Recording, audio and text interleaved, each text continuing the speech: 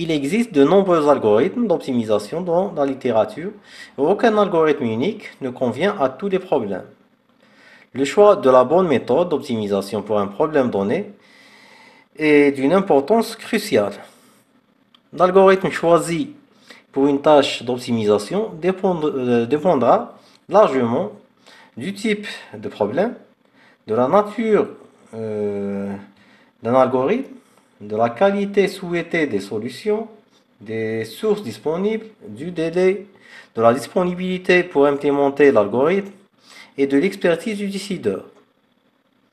Alors, les algorithmes d'optimisation peuvent être classés selon plusieurs manières. Cette figure résume les principales classes des méthodes d'optimisation. Les méthodes d'optimisation continue traitent les problèmes dont les variables sont autorisées à prendre n'importe quelle valeur réelle. Cela est en contraste avec les méthodes d'optimisation discrète qui traitent les problèmes où certaines ou toutes les variables du modèle doivent appartenir à un ensemble discret. Ici, nous considérons deux types de méthodes d'optimisation discrète. Premièrement, la programmation en nombre entier, où l'ensemble discret est un sous-ensemble d'entiers. Deuxièmement, l'optimisation combinatoire, où l'ensemble discret est un ensemble d'objets ou de structures combinatoires finies, telles que les affectations, les combinaisons, les itinéraires, les horaires, les séquences, etc. Les méthodes d'optimisation discrète peuvent être exactes ou approximatives. Les méthodes d'optimisation exacte sont des méthodes capables de trouver une solution optimale à un problème d'optimisation. Un exemple de ce type de problème ou de méthode sont la méthode Branch-and-Bound et la programmation dynamique. Cependant, les méthodes d'optimisation approximative sont des algorithmes qui trouvent des solutions approximatives aux problèmes d'optimisation. Dans ce type de méthode, on distingue plusieurs sous-classes. Les heuristiques, qui sont des méthodes approximatives spécifiques à un problème donné. Les méta-heuristiques, qui sont des méthodes indépendantes du problème, qui peuvent être appliquées à un large éventail de problèmes. Et la recherche aléatoire, qui est une méthode qui tente de trouver l'optimum en testant la valeur de la fonction objectif sur une série de valeurs aléatoires. Les méthodes d'optimisation peuvent être aussi classées comme linéaires ou non linéaires. Les méthodes d'optimisation linéaire sont conçues pour l'optimisation d'une fonction linéaire qui peut être soumise à des contraintes linéaires. Des exemples sur ces méthodes sont la méthode du simplex et ses variantes et la méthode de point intérieur.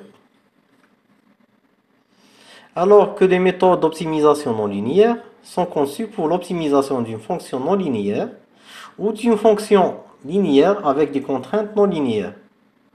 L'optimisation non linéaire comporte les méthodes d'optimisation globale et la recherche locale. Les méthodes d'optimisation globale consistent à trouver la valeur optimale d'une fonction donnée parmi toutes les solutions possibles. Tandis que les méthodes d'optimisation locale trouvent la valeur optimale dans l'ensemble voisin d'une solution candidate. Dans la recherche locale, les méthodes d'optimisation peuvent être basées sur le gradient ou non. Les méthodes basées sur le gradient sont des méthodes itératives qui utilisent largement l'information du gradient de la fonction objectif, une fonction réelle différenciable, au cours des itérations, pour une minimisation d'une fonction objectif f de x. Un exemple de ce type de méthode est la méthode de Newton. Cette figure montre une convergence vers la solution optimale en utilisant cette méthode. Nous allons aussi voir d'autres classifications des méthodes d'optimisation. Elles peuvent être déterministes ou stochastiques, avec objectif unique ou objectif multiple, unimodal ou multimodal. Les méthodes d'optimisation peuvent être déterministes ou stochastiques. Les méthodes déterministes sont des approches qui, étant donné une entrée particulière, produiront toujours la même sortie. en passant toujours par la même séquence d'états d'exécution. Cependant, les méthodes stochastiques ou la recherche stochastique font référence à une tâche d'optimisation qui apparaît dans l'algorithme d'optimisation. Le caractère aléatoire de l'algorithme est utilisé comme stratégie, par exemple par des décisions probabilistes.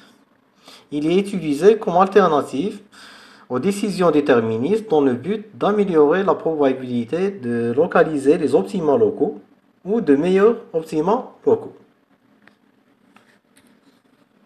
Les méthodes d'optimisation peuvent être aussi à objectif unique ou à objectif multiple.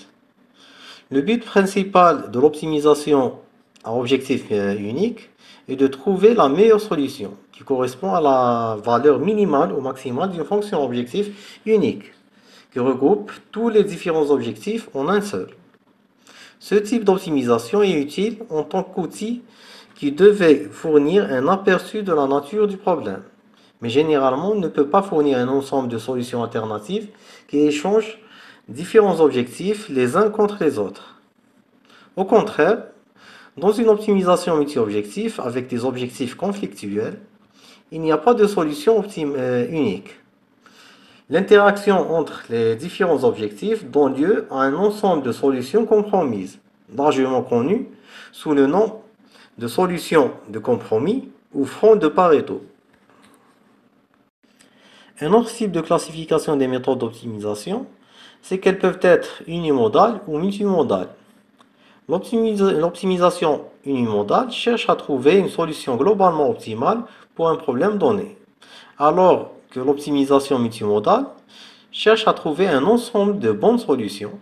Ces solutions concernent non seulement des optima globaux d'un problème donné, mais éventuellement des optima locaux avec une certaine qualité relativement bonne. Merci pour votre attention, j'espère que ce tuto vous aura plu.